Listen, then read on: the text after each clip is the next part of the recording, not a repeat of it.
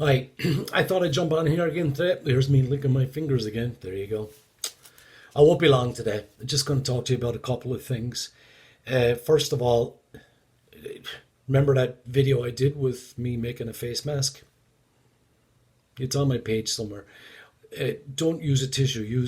If you're going to make a face mask or you're stuck for an idea, there's a very simple way of doing it.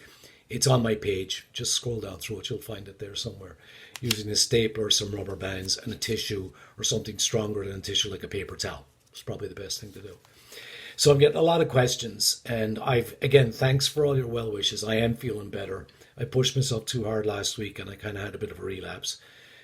While we're getting this illness, and I don't know, I haven't been tested. My test was cancelled, so I don't know what I had. I'm just going to assume that I did have coronavirus or COVID-19. They're telling us now in the sources that I'm going to that based on the stuff that you feel, describe it, you can assume pretty much you had it. It's tough. It's tough going. It's not easy. But thanks again for your wishes. I'm good. So I've gotten a lot of questions in, and I'm beginning to question the questions. A lot of the questions I'm getting are about symptoms, shortness of breath, palpitations, stomach knot, sweats, the usual signs of anxiety or stress. And when I say usual, I'm not minimizing them. I'm just they are usual. They're the symptoms of anxiety and stress. So rather than try and answer all those questions and be repetitive in my answers, I'm going to suggest we start asking ourselves slightly different questions. It will help with the anxiety and stress. We've been given, even though I'm a positive, I'm an optimistic person. I put up a video about that yesterday. Simon Sinek, again, it's on my page somewhere. You can find it. And he spoke about optimism, positivity, naivety, all those things. Have a quick look at that. It's not a very long video.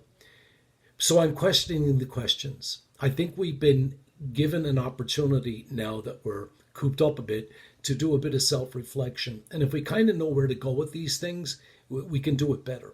So I'm just going to make a suggestion to you today. Instead about focusing on the symptoms that you may be feeling, which a lot of us are feeling right now, the stress and the anxiety, I want you to start thinking about something very, very simple. What's important to you right now? Where you are, wherever you are, what's important to you right now? Then what's going to be important to you tomorrow? Are those things the same? And if they're not, start aligning them. Let's get to the bottom of what's important to us. That's a good question to ask and great for reflection. Things have changed. Everything has changed. And we can see it now.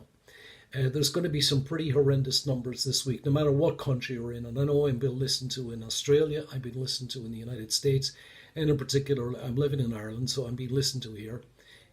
None of us are assured of our numbers. These numbers they're not solid numbers. The tests are not working out great.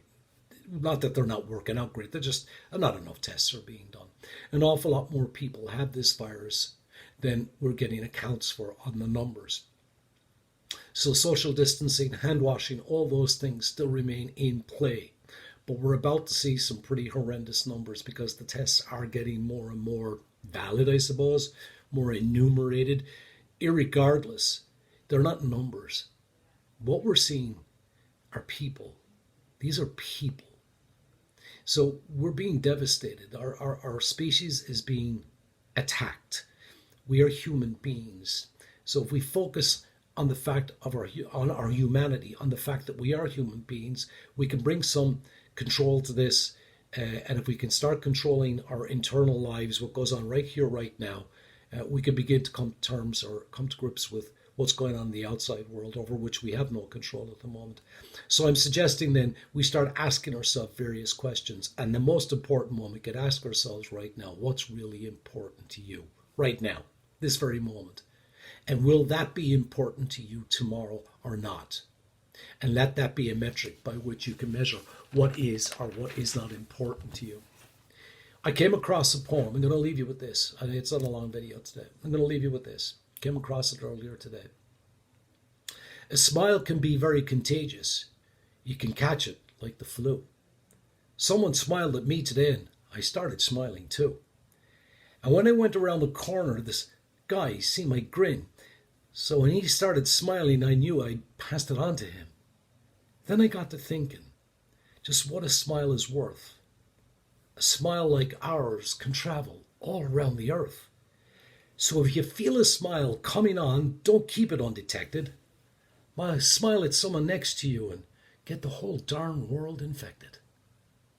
Stay safe, stay well. Message me if you want to. I'm on Facebook, Kevin Hennessy, CBT for Wellness. Talk to you soon. Be careful.